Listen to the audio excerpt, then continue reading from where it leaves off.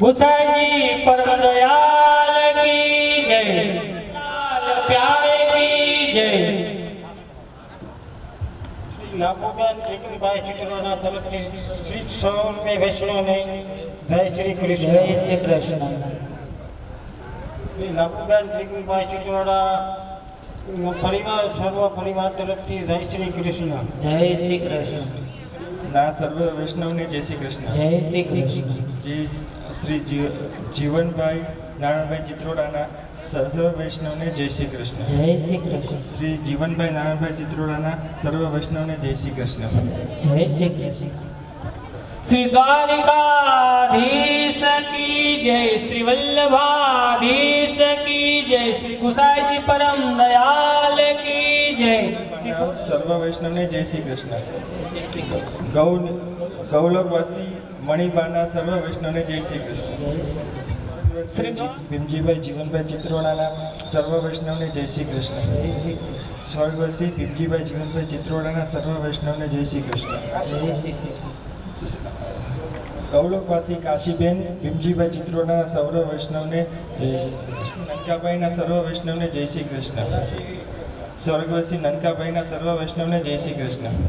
સ્વર્ગવાસી નનકાભાઈના સર્વ વૈષ્ણવને જય શ્રી કૃષ્ણ। मनोरथी गुरुदेव ने भेंट में 5001 रुपया। श्री वल्लभाधीश की जय।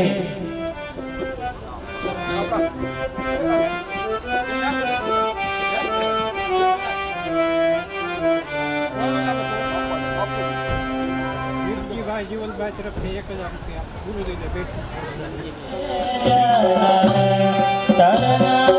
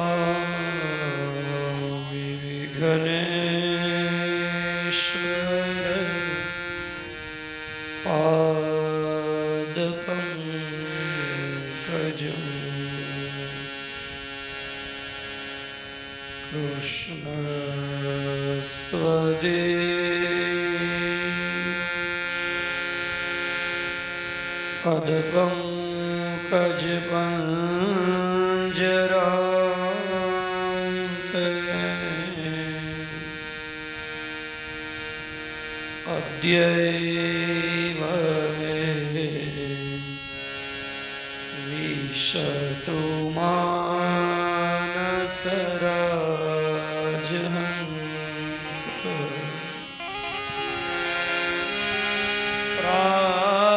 प्राण प्रयाण समये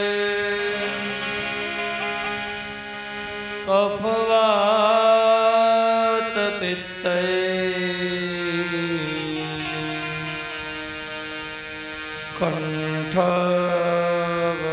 कंठवरोधन विधो स्मरणं कुतस्ते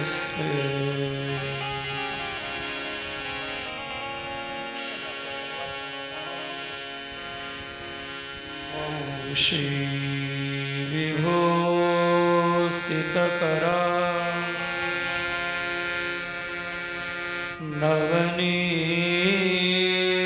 नवनीरदाभा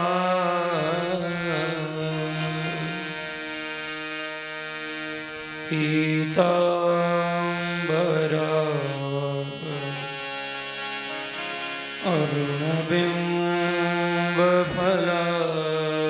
अरुणबिम्बफलाधरोष्टा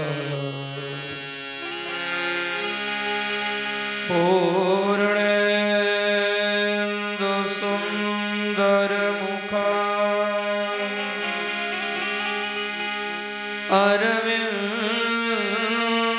अरविन्दनेत्रा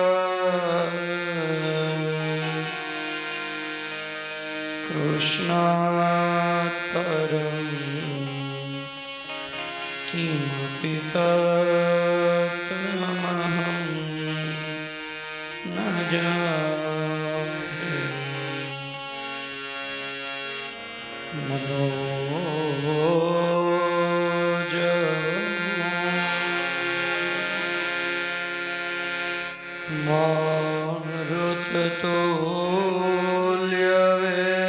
मारुततुल्यवेगम्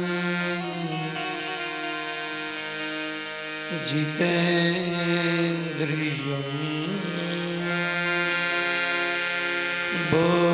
बुद्धिमतां वरिष्ठं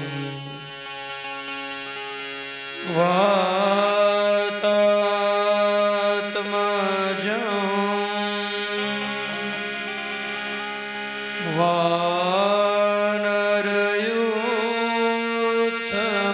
वानरयूथमुख्यम्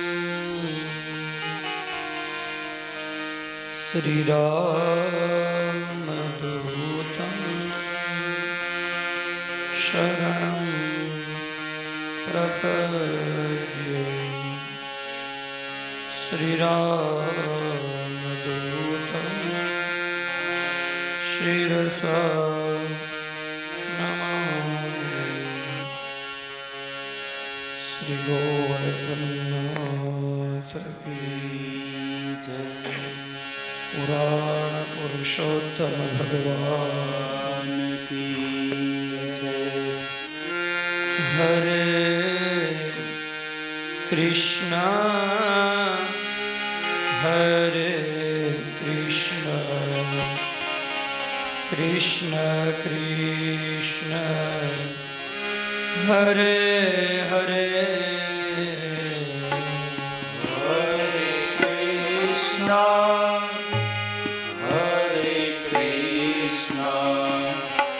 कृष्ण कृष्ण हरे हरे हरे राम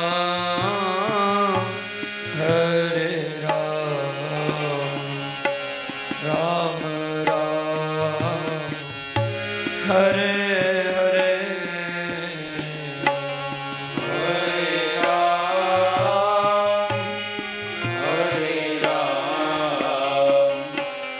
राम राम हरे हरे हरे कृष्णा हरे कृष्णा कृष्ण कृष्ण हरे हरे हरे कृष्णा कृष्ण कृष्ण हरे हरे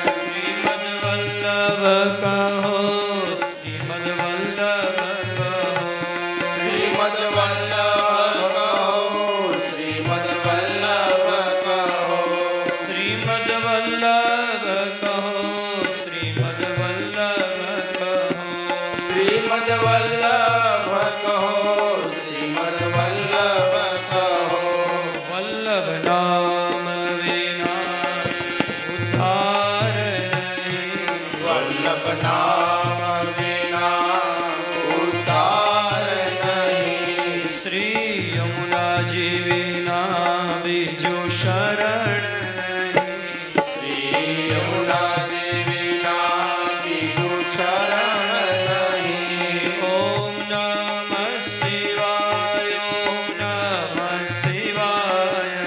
નમઃ શિવાય નમઃ શિવાય. ઓમ નમઃ શિવાય, ઓમ નમઃ શિવાય. નમઃ શિવાય નમઃ શિવાય. ઓમ હર હર બોલે નમઃ શિવાય. હર હર ભોલે નમઃ શિવાય. હર હર બોલે નમઃ શિવાય. હર હર ભોલે નમઃ શિવાય. ઓમ નમઃ શિવાય.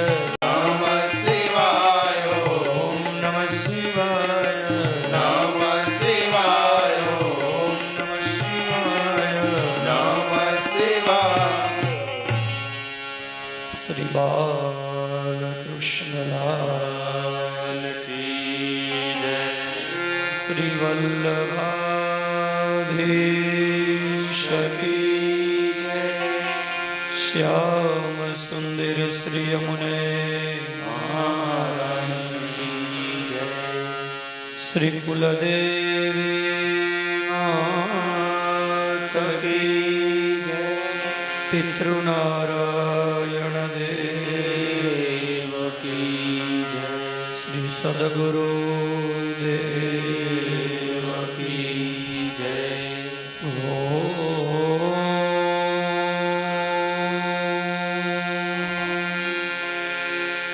નમઃ પાર્વતી પતય હર હર મહાદેવ.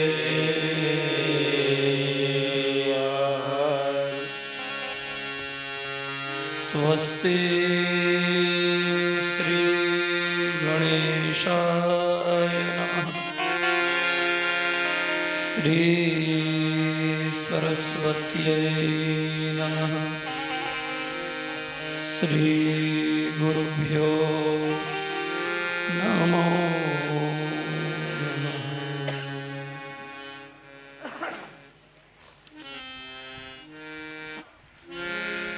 ભગવાન સચ્ચિદાનંદ આનંદ ઘન સ્વરૂપ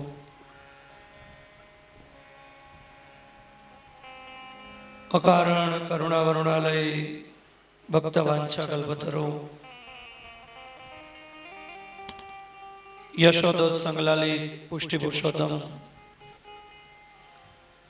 શ્રી બાલકૃષ્ણલાલના ચરણોમાં કોટી કોટી દંડવત પ્રણામ. ભગવાન શ્રી કૃષ્ણનો શબ્દમય દેહ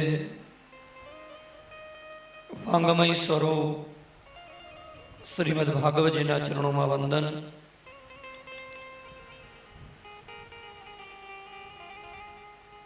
ચિત્રોડા પરિવારના આંગણે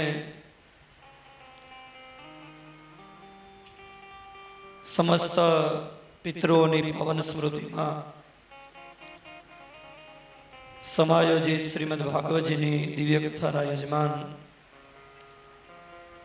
પરમ ભગવદીય શ્રીમાન ત્રિકમભાઈ જીવનભાઈ ચિત્રોડા, એમના ત્રણેય સુપુત્રો ભાઈ શ્રી વિનુભાઈ, મનસુખભાઈ અને વજુભાઈ અને એમનો સમગ્ર પરિવાર, ઉપસ્થિત સૌ શ્રોતાજનો, વાલા ભૂદેવો અને વાદ્યવૃંદ, શ્રીમદ ભાગવત સપ્તાહ જ્ઞાન યજ્ઞનું શ્રવણ કરતા કરતા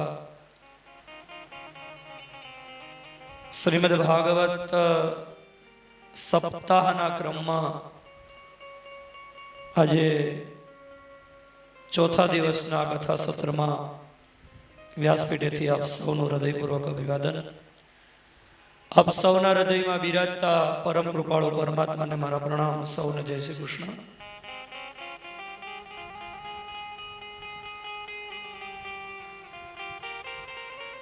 શ્રીમદ ભાગવતજી એ સાક્ષાત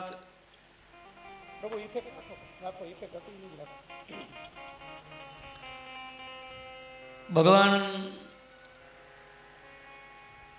શ્રી કૃષ્ણનો શબ્દમય દેહ છે.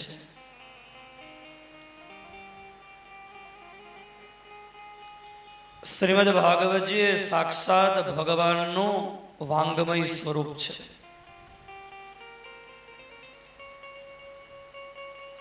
ભગવાનની કથા એ જીવનની વ્યથાને દૂર કરે છે.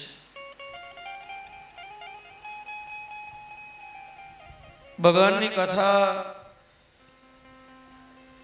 એ જીવનમાં પડેલી ખોટી પ્રથાને બદલાવે છે. ભગવાનની કથા જીવનના થાકને ઉતારે છે.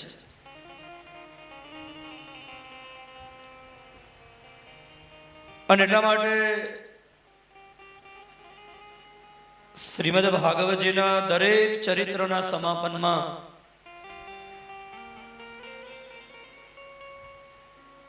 શ્રી વ્યાસજીએ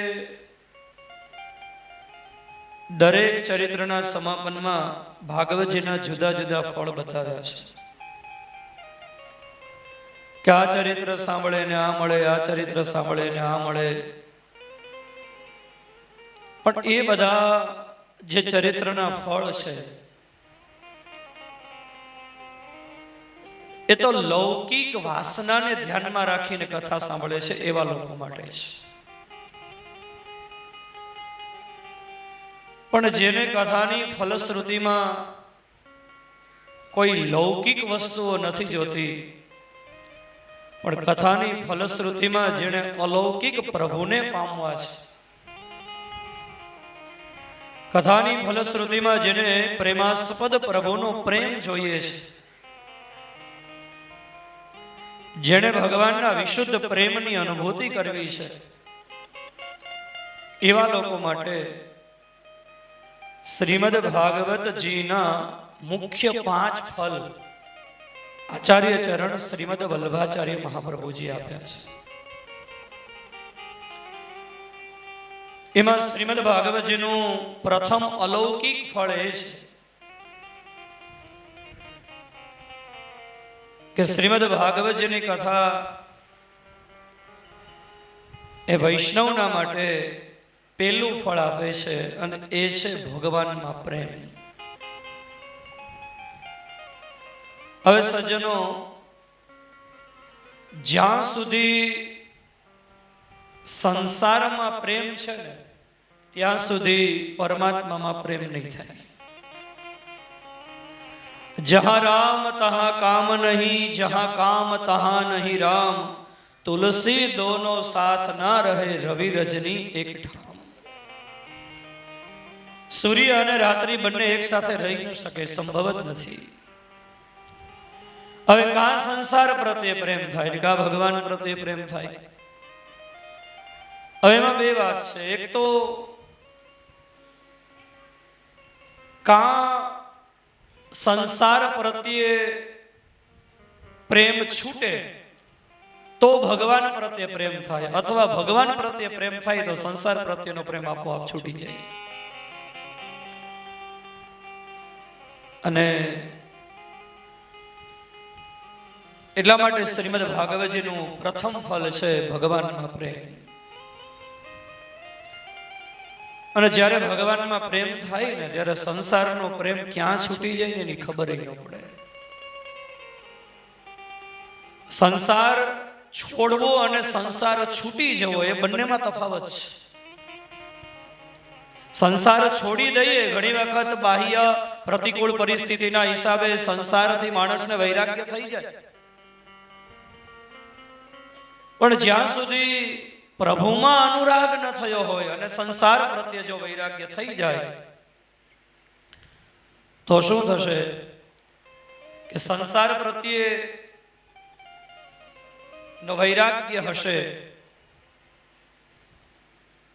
પ્રભુ પ્રત્યેનો અનુરાગ નહીં થયો હોય તો ઘણી વખત સંસાર છોડ્યા પછી હોય એનાથી ઘણો મોટો સંસાર ઉભો થશે. એટલે ભગવાનની કથા સાંભળતા સાંભળતા પ્રથમ ફળ પ્રાપ્ત થાય છે અને એ છે ભગવાનમાં પ્રેમ.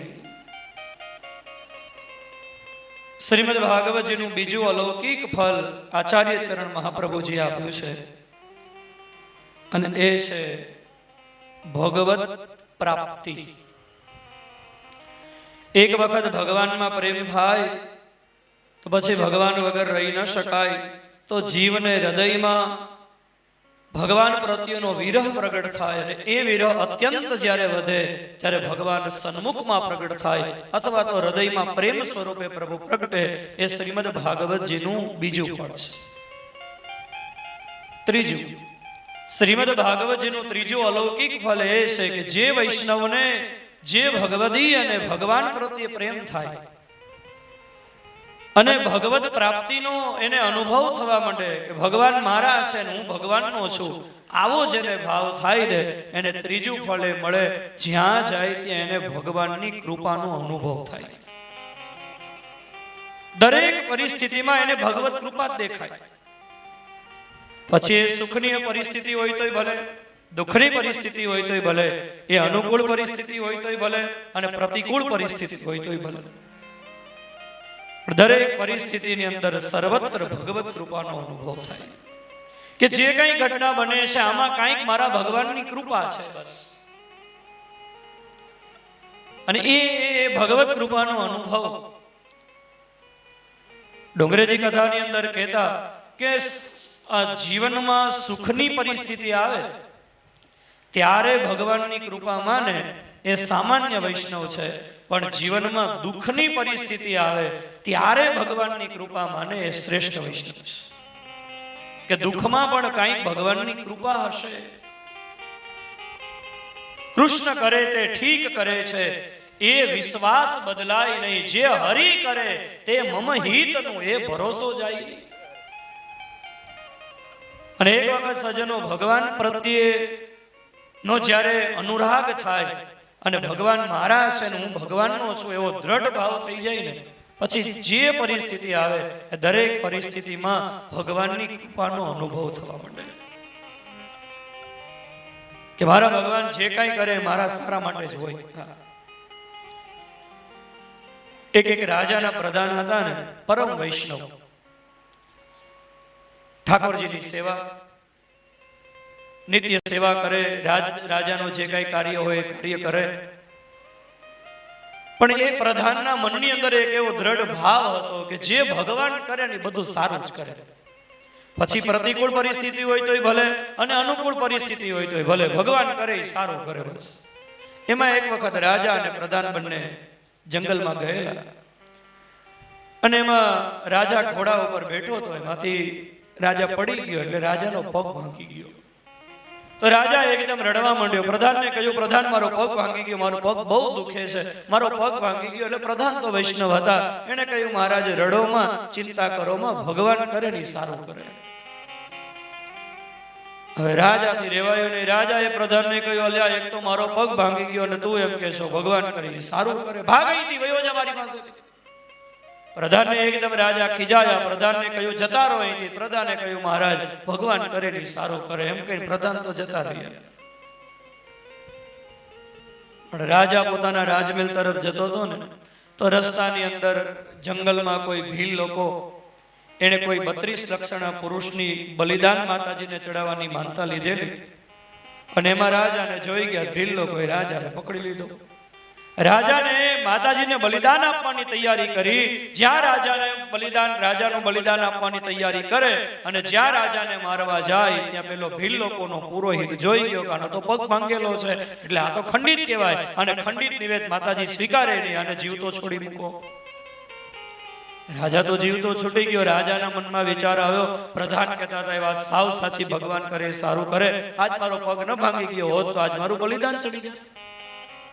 રાજા સીધો રાજમહેલમાં આવી પ્રધાનને બોલાવ્યા. પ્રધાનને કહ્યું મારી ભૂલ થઈ ગઈ, મને માફ કરી દો. મારો પગ ભાંગી ગયો ત્યારે તમે એમ કહ્યું ભગવાન કરે સારું કરે, વાત સત્ય છે. જો આજ મારો પગ ન ભાંગી ગયો તો આજ મારું બલિદાન ચડી જાત. પણ પ્રધાન મને એ ન સમજાણું કે મારો પગ ભાંગી ગયો ત્યારે તમે કહ્યું ભગવાન કરે સારું કરે, પણ મેં તમને મારી પાસેથી તગેડી મૂક્યા ત્યારે તમે એમ કેમ કીધું ભગવાન કરે સારું કરે? પ્રધાન કે મહારાજ ભગવાન કરે ની સારું કરે, તમે મને જો કાઢી ન મૂક્યો હોત ને તો હું તમારી ભેગો હોત, તમે તો ખંડિત હતા. સમજાય છે? મારો વારો આવી જાય, ભગવાન કરે તે સારું કરે, કૃષ્ણ કરે તે ઠીક કરે છે. આ સર્વત્ર ભગવત કૃપાનો જ્યારે અનુભવ થવા માંડે અને ત્યારે ભાગવતજી ચતુર્થ ફલ આપે છે વૈષ્ણવોને, અને એ છે સર્વત્ર નિર્ભયતા. એક વખત જીવનમાં જ્યારે ભગવત કૃપાનો અનુભવ થવા માંડે અને વૈષ્ણવના મનમાં એવો ભાવ થવા માંડે કે મારા ભગવાન મારી ભેગા છે ને સજ્જનો, પછી એને કોઈ પણ વસ્તુનો ભય ન હોય. અને જેને ભય ન હોય ને એ ભગત ન હોય, અને જે ભગત હોય ને એને ભય ન હોય. ભય તો ક્યારે હોય? જ્યારે હું એકલો છું એવો ભાવ હોય તો ભય લાગે. પણ સમગ્ર બ્રહ્માંડના સ્વામી, સમગ્ર જગતના પિતા ભગવાન મારી સાથે છે આવો ભાવ હોય એને પછી કોઈ પણ પરિસ્થિતિનો ભય લાગે. અને એટલા માટે આપણા મહાપુરુષો એમ કહે છે કે આ જગતની અંદર ભક્ત જેવો સુરવીર કોઈ નહીં. હમણાં પ્રહલાદની કથા આવશે. એકલો બાળક પ્રહલાદ હતો અને હિરણ્યકશિપુ પાસે ત્રૈલોક્યનું સામ્રાજ્ય હતું, છતાં પ્રહલાદજી બિલકુલ હિરણ્યકશિપુથી ભય નથી પામ્યા. એ અંધારી કોટડીમાં એકલા બેઠા છે, એને સર્પના ભરેલા કૂવામાં નાખી દીધા તો પ્રહલાદજીને ભય નથી લાગ્યો, કારણ કે એને વિશ્વાસ હતો કે મારા ભગવાન મારી ભેગા છે. મીરાબાઈ કેટલા નિર્ભય! મીરાબાઈને મારવા માટે મીરાબાઈના દિયર રાણાએ મીરાબાઈને કેટલા પરેશાન કર્યા. મીરાબાઈનો પતિ તો બહુ સારો હતો, એને તો મીરાબાઈના ભજન ભક્તિ માટે જુદું મંદિર પણ બંધાવી દીધેલું, પણ મીરાબાઈના પતિના મૃત્યુ પછી મીરાબાઈનો દેર જે રાણો હતો એને મીરાને બહુ હેરાન કરેલા. અને ઇતિહાસ એમ કહે છે કે મીરાબાઈના દિયરે મીરાબાઈને મારવા માટે થઈ અને ઝેર મોકલ્યું. અને રાણાએ પેલી દાસીને એમ કહ્યું કે મીરાબાઈને કહેજો કે આ વૃંદાવનથી એક સંત મહાત્માએ ચરણામૃત મોકલ્યું છે બાકે બિહારીજીનું, અને ચરણામૃત તમે પી જાઓ. પણ સોનાના પ્યાલામાં ઝેર ભરી અને પેલી દાસીને આપ્યું. રાણાએ કહ્યું કે મીરાને આ ઝેર છે એવી શંકા ન જાય એ માટે આ ઝેરની અંદર એક તુલસી પત્ર મૂકજો, એટલે મીરાબાઈ ચરણામૃત સમજી પી જશે અને મીરાબાઈ મરી જશે. દાસી ઝેરનો પ્યાલો લઈ મીરાબાઈની પાસે આવીને મીરાબાઈ એને કહ્યું કે વૃંદાવનથી એક સંત મહાત્માએ બાકે બિહારીજીનું ચરણામૃત મોકલ્યું છે, લ્યો મીરાબાઈ આ ચરણામૃત તમે પી જાઓ. એ મીરાબાઈએ ઝેરનો પ્યાલો હાથમાં લીધો. મીરાબાઈને ખબર પડી ગઈ કે આ ઝેર છે. દાસીને બોલાવીને મીરાબાઈ એમ કહ્યું કે દાસી તે એમ કહ્યું કે આ બાકે બિહારીજીનું ચરણામૃત છે, હવે આ મારા ભગવાનનો પ્રસાદ બની ગયો. મને ખબર છે કે આ કાતિલ વિષ છે, પણ જો હવે હું આ પ્રસાદનો ત્યાગ કરી દઉં તો મારા ઠાકોરજીનો અપરાધ થઈ જાય. અને મીરાબાઈએ કહ્યું મને વિશ્વાસ છે કે ભગવાનનો પ્રસાદ દુઃખ કાપે, ભગવાનનો પ્રસાદ કોઈ દિવસ દુઃખ કાપે નહીં. અને મીરાબાઈને ખબર હતી કે આ ઝેર છે, અને છતાંય મીરાબાઈ ઝેર પી ગયા. અને શ્રદ્ધા જગત એમ કહે છે કે ઝેર પીધા પછી પણ મીરાબાઈને કંઈ ન થયું. ભરોસો હતો, હું એકલો નથી, મારા ભગવાન મારી ભેગા છે. સર્વત્ર નિર્ભયતા આવે. અને શ્રીમદ ભાગવતજીનું પંચમ ફલ છે ભગવાનની કથા સાંભળતા સાંભળતા વૈષ્ણવના મનની અંદર અધ્યાત્મ જગતની કોઈ પણ શંકા હોય તો એ શંકાનું સમાધાન ભાગવતજીની કથાથી થાય છે. અને એટલા માટે તો રામચરિતમાનસની અંદર તુલસીદાસજી મહારાજ ભગવાનની કથાનો મહિમા ગાતા કહે છે, રામ કથા સુંદર કરતાની, રામ કથા સુંદર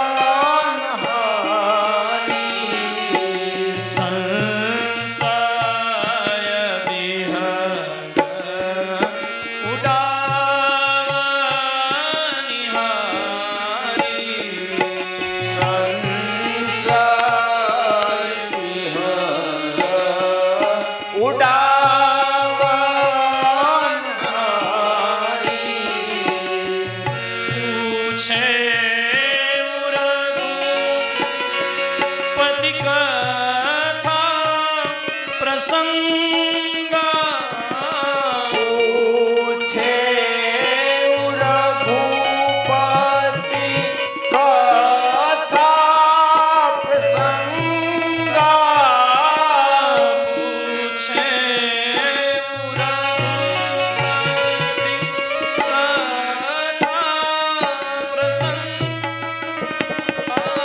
પૂછે રઘુપતિ કથા પ્રસંગા સકલ લોક જગ પાવની ગંગા સકલ લોક જગ પાવની ગંગા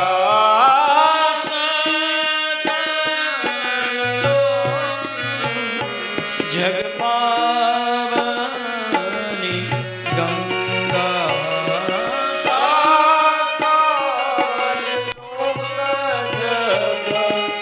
પાવની ગંગા ચીન હરિ કથા સુની નાઈ કાના જીન હરિ કથા સુની નાય કાના જીન હરિ કથા સુની નાઈ કાના જીન હરિ કથા સુની નાય કાના શ્રવણ રંગઈ ભવન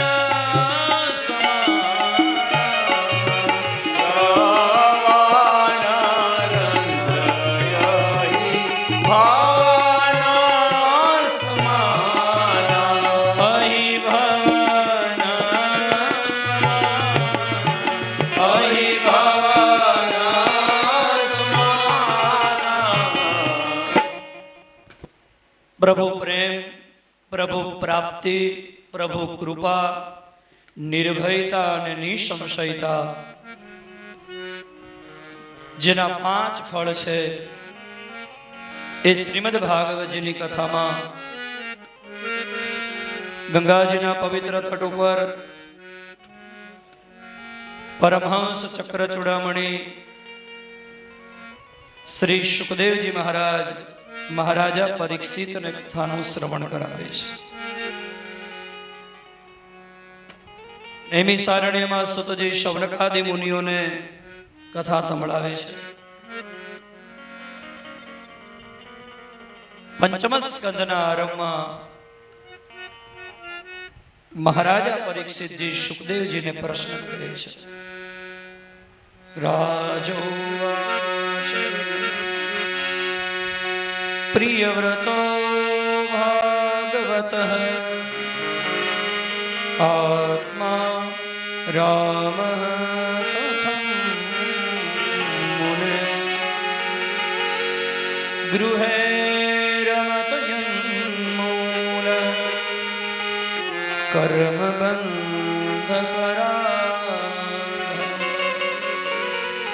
નનૂनं મુક્તસંગાનાં તાદૃશાનાં દ્વિજર્ષભ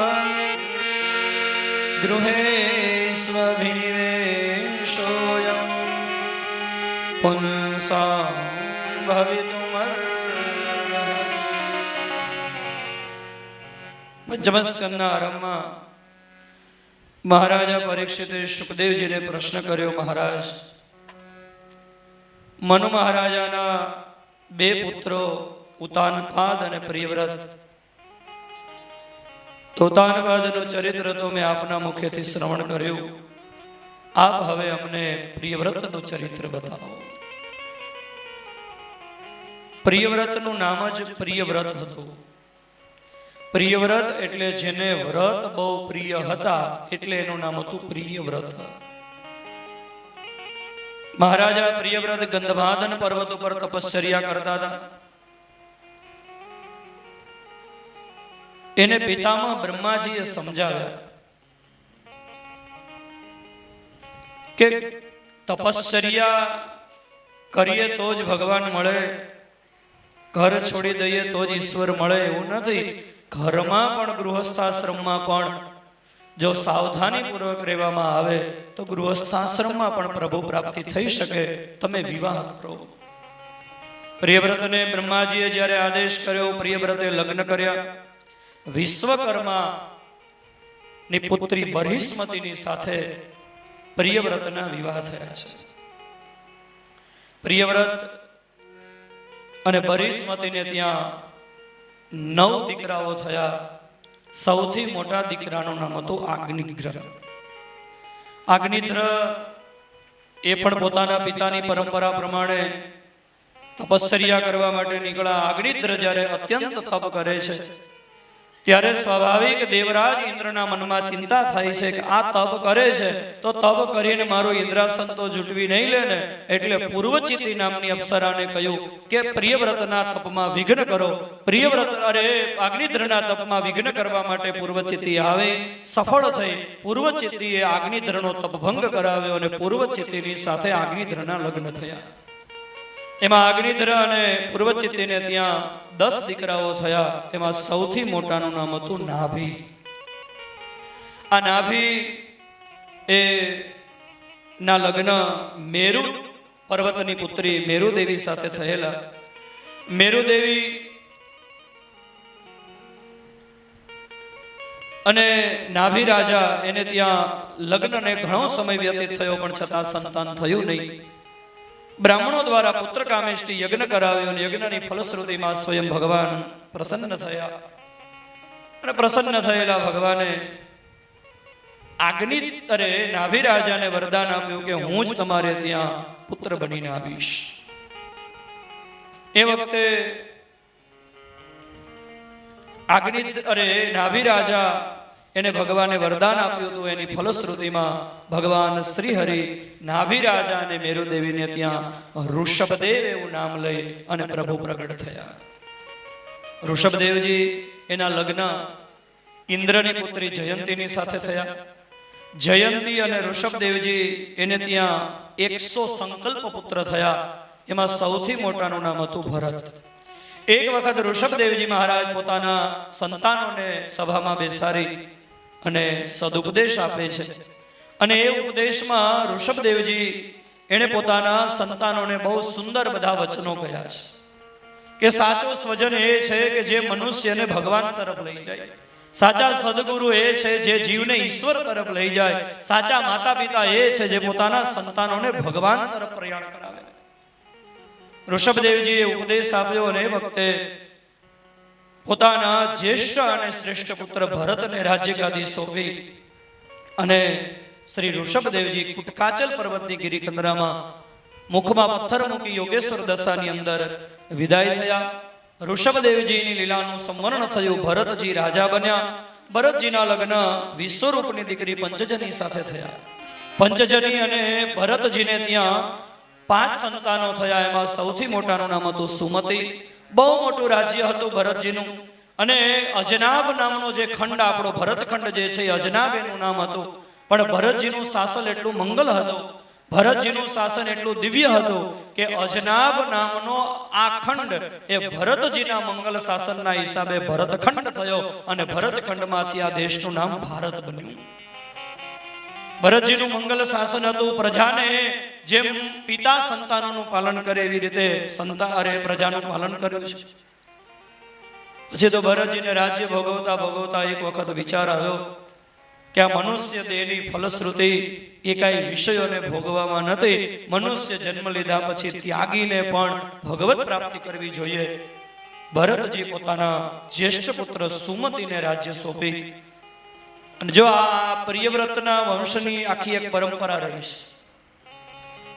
પ્રિયવ્રત એના પુત્ર આગ્નિધ્ર એ તપ કરવા ગયા અગ્નિદ્ર પછી નાભી થયા, નાભીના પુત્ર ઋષભદેવજી એ પણ અમુક ઉંમરે ઘર છોડી જતા રહ્યા.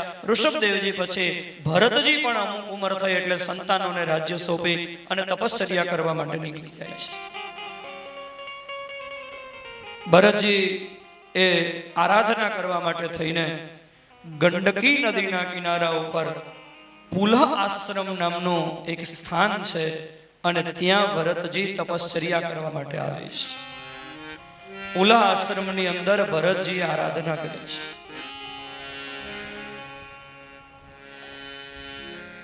નેપાળ ની અંદર આ સ્થાન આવેલું છે ગંડકીના કિનારે, અને જેને મુક્તિનાથ કહે છે વર્તમાન સમયની અંદર. એનું પ્રાચીન નામ છે પુલહ આશ્રમ, જ્યાં નીલકંઠ વર્ણી પણ તપશ્ચર્યા કરવા માટે થઈને પધારેલા. એ પુલહ આશ્રમની અંદર ભરતજી આરાધના કરી છે. ગંડકી નદીની અંદર એવું કહેવાય છે કે ગંડકીમાંથી જેટલા પથ્થરો નીકળે એની અંદર પ્રતિષ્ઠા કરવાની જરૂર નહીં. સહજ રીતે એની અંદર ભગવાન શ્રી નારાયણ બિરાજેલા છે, અને નર્મદાની અંદરથી જેટલા કંકરો નીકળે એમાં પ્રતિષ્ઠા કરવાની જરૂર નહીં. નર્મદાના જેટલા કંકર એટલા શંકર, અને ગંડકીમાંથી જેટલા પથ્થરો પ્રગટ થાય બધા જ શાલિગ્રામજી છે. અને એ ગંડકી નદીની અંદર નાના નાના કીડાઓ એ પથ્થરની અંદર આખું એક શાલિગ્રામનું ચક્ર નિર્માણ કરે, જેને ચક્ર શાલિગ્રામ કહેવાય છે. ગંડકી નદીના કિનારે આજે પણ ગંડકીમાંથી સતત શાલિગ્રામ ભગવાન પ્રગટ થયા કરે છે. એ પુલા આશ્રમમાં ભરતજી તપશ્ચર્યા કરે છે, આરાધના કરે છે, ઉપાસના કરે છે. ભરતજી એક વખત વહેલી સવારમાં પોતાની પર્ણકુટીમાંથી ગંડકી નદીના કિનારે ઉપાસના કરવા માટે, સંધ્યા વંદન કરવા માટે થઈને આવેલા.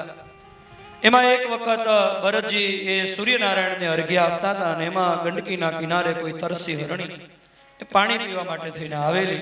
ભરતજી આમ સૂર્યનારાયણને અર્ઘ્ય પ્રદાન કરતા હતા અને હરણી પાણી પીતી હતી. એમાં અચાનક ગંડકીના કિનારાના જંગલમાં સિંહની ગર્જના થઈ, એટલે સ્વાભાવિક છે હરણી બી ગઈ. ડરી ગયેલી હરણીએ ગંડકી નદીને કૂદવાનો પ્રયત્ન કર્યો. એ વખતે હરણીના ગર્ભમાં હરણ બાળક હતું. સગર્ભા હરણી જ્યાં તાકાત કરી કૂદવા જાય, રસ્તામાં જ હરણીને હરણ બાળકનો પ્રસવ થઈ ગયો. સામે કિનારે પડી હરણી મરી ગઈ. પેલું હરણનું તાજું જન્મેલું બચ્ચું એ પાણીમાં તણાવવા માંડ્યું. ભરતજી આ દ્રશ્ય જોયું. ભરતજીના મનમાં વિચાર આવ્યો, અરે રે, આ હરણનું બચ્ચું બિચારો પાણીમાં તણાઈ જશે, મરી જશે, એની માં તો મરી ગઈ. હવે જો મેં આને ન જોયું હોત તો કઈ વાંધો નતો, પણ મેં આને જોયું છે એટલે હવે બચાવવું એ મારું કર્તવ્ય છે, એટલે ગમે તે રીતે હું આને બચાવી લેવ. એટલે ભરતજી પાણીમાંથી હરણના બચ્ચાને બચાવી લે છે. પણ ભરતજીએ બચ્ચું બચાવી લીધું ત્યાં સુધી વાંધો ન હતો, પણ ભરતજીના મનમાં સૂક્ષ્મ અહંકાર આવ્યો. અરે, આ હરણનો પાલક પિતા હું કહેવાવ, જો મેં ન બચાવ્યું હોત ને તો આ હરણનું બચ્ચું મરી જાત. સજ્જનો, શાસ્ત્રકારો કહે છે ઘણી વખત સેવાના માર્ગમાં અભિમાન બહુ આવે. બીજાની સેવા કરવી તો જ સેવા કરવી, જો અહંકાર ન આવે તો. નહીતર ઘણી વખત બીજાની સેવા કરતા કરતા જો અહંકાર થશે ને તો ઉલટાનો એક દુર્ગુણ જીવનમાં વધશે. સાવધાન રહેવું. સેવા કરતા અહંકાર. નહીતર ભરતજી એમ વિચારવું જોઈએ કે હું આને બચાવવા વાળો કોણ. એક વખત ભરતજીને વિચારવું જોઈતું હતું કે મારું મૃત્યુ આવશે ત્યારે મને કોઈ નહીં બચાવી શકે. એ તો એનું પ્રારબ્ધ હતું એટલે એ બચ્ચું બચી ગયું. પણ ભરતજીને એમ થયું કે હું જ આનો પાલક પિતા કહેવાવ, એટલે મારે આનું ધ્યાન રાખવું જોઈએ. હરણના બચ્ચાને આશ્રમમાં લઈ આવ્યા.